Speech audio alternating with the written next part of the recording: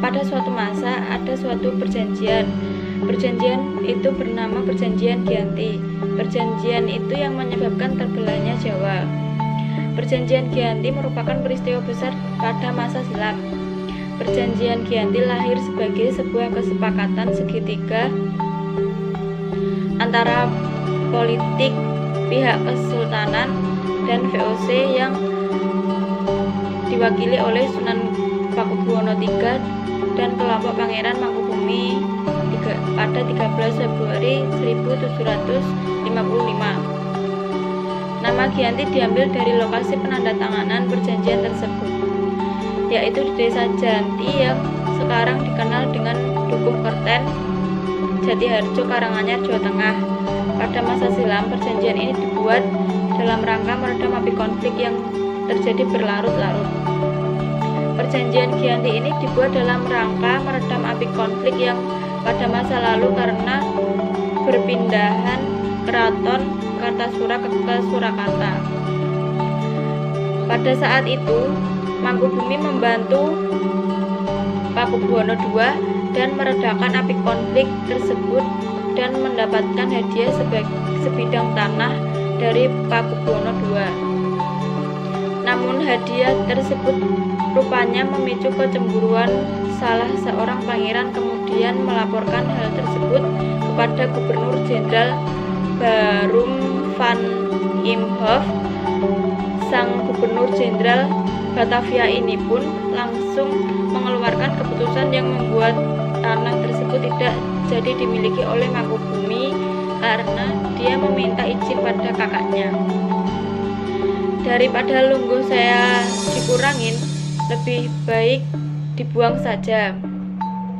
Sampai saya tidak bisa kembali ke Jawa, akhirnya diberi uang saku sebanyak 3.000 rial untuk jatah makan anak buahnya. Silahkan pergi, dan pergi di malam hari. Itulah asal mula pecah perangnya Mangkubumen. Perlawanan ini mendorong Gubernur VOC untuk mengambil sikap menyelamatkan daerah operasional secara tertutup dan melakukan perundingan bersama Pangeran Mangkubumi. Setelah berkali-kali melakukan perundingan, Harting bersepakat dengan keinginan Pangeran Mangkubumi yang ingin menjadi penguasa tanah di Jawa. Pada tanggal 23 September 1754, akhirnya terlaksana kesepakatan antara VOC dan Mangkubumi. Kemudian disampaikan Pakubuwono III sebagai pengganti Pakubuwono II. Kesepakatan tersebut menyatakan bahwa Pangeran Mangkubumi mendapatkan wilayahnya pada November tahun 1754. Pakubuwono III menyetujui hasil perundingan Gubernur Jawa antara dengan Jawa Utara dengan Mangkubumi tersebut. Surat pernyataan itu disampaikan Pakubuwono III kepada Gubernur VOC Jacob Mussel. Kesepakatan ini mendorong sebuah perjanjian besar yang ditandatangani di Desa Giyanti di sebelah timur Surakarta. Perjanjian Giyanti ini menjadi pangkal dari terbelahnya tanah Jawa menjadi dua bagian atau yang dikenal dengan istilah pilihan nagari.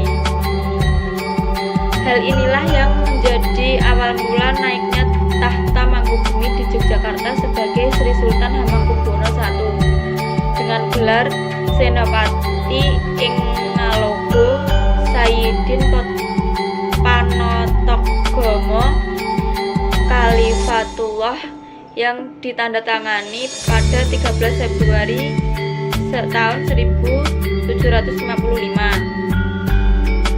Perjanjian Giyanti yang tidak merinci pembagian wilayah sehingga menimbulkan berbagai deretan peristiwa. Sementara itu, pasca Perjanjian Giyanti, Raden Mas Said atau Pangeran Sumbernyawa yang dahulu membantu Mangkubumi sekarang masih terus melakukan pemberontakan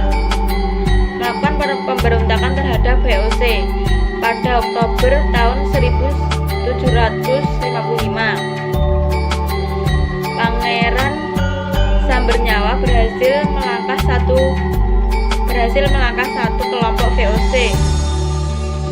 Kemudian pada Februari tahun 1756 dia juga hampir membakar keraton yang baru didirikan di Yogyakarta.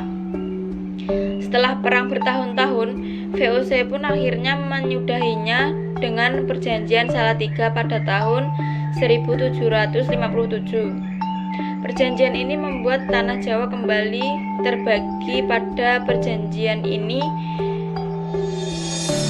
disepakati bahwa Pangeran Sumbernyawa mendapatkan sebagian dari wilayah Kesunanan Surakarta dengan wilayah Kesunanan yang dikenal dengan Kadipaten Mangkunegara.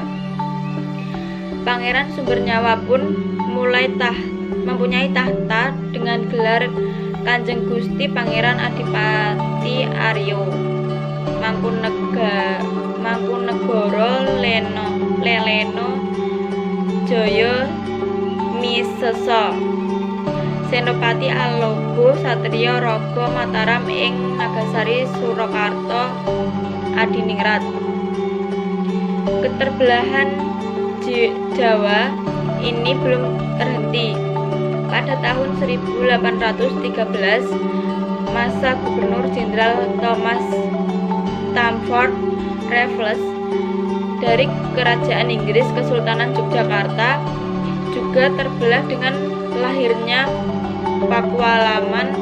Dengan demikian, tanah Jawa memiliki 4 wilayah pemerintahan, masing-masing tumbuh dengan perbedaan model politik. Hal ini pun mengantarkan Jawa kepada rupa yang beragam. Dinamika politik yang digerakkan oleh angin revolusi pada masa pertengahan tahun 1940-an membuat masing-masing mengalami nasib yang berbeda. Hal ini berujung pada perbedaan status hingga hari. Di masa Republik Indonesia, Kesunanan Surakarta dan Kadipaten Mangkunegara menjadi situs cagar budaya, sementara wilayah Yogyakarta yang di dalamnya terdapat Pakualaman menjadi daerah istimewa. Sekian dari saya, apabila ada salah kata mohon dimaafkan. Wassalamualaikum warahmatullahi wabarakatuh.